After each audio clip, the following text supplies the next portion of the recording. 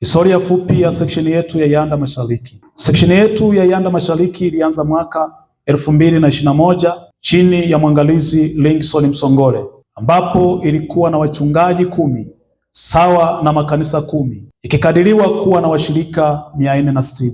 Mpaka sasa mwaka 2026 seksheni yetu ina wachungaji 15 na makanisa 13 chini ya mwangalizi Livingstone Msongole.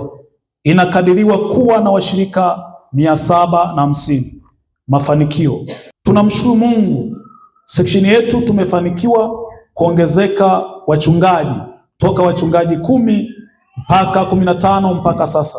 Pia tumefanikiwa kuongeza makanisa toka makanisa 10 hadi 13 mpaka sasa. Hata hivyo, tumefanikiwa katika kufanya ibada za Pentekosti kila mwaka kwa muda wa miaka 5.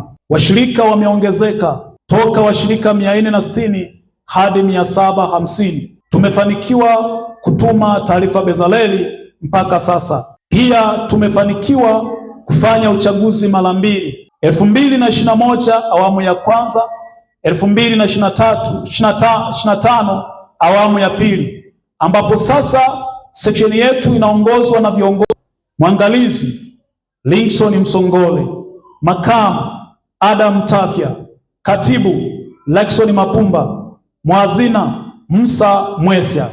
Changamoto: baba askofu. Pamoja na mafanikio tuliorozesha hapo juu, seksheni yetu ina changamoto mbalimbali zinazoikabili kama ifuatavyo. 1. Baadhi ya makanisa hayana viwanja kwa ajili ya kujenga nyumba za kuabudia ambayo ni makanisa 3. 2. Baadhi ya makanisa hayana majengo ya kuabudia ambayo ni makanisa 2. Shukrani. Baba Askofu, tunakushukuru pamoja na kamati yako kwa ujio wako. Pia tunashukuru wachungaji na makanisa yao, wageni waalikwa, viongozi wa serikali na watu wote waliohudhuria leo. Mungu awabariki. Miaka 13 ya moto wa uamsho tunamtaka Bwana na nguvu zake. Asante, naomba kuwasilisha.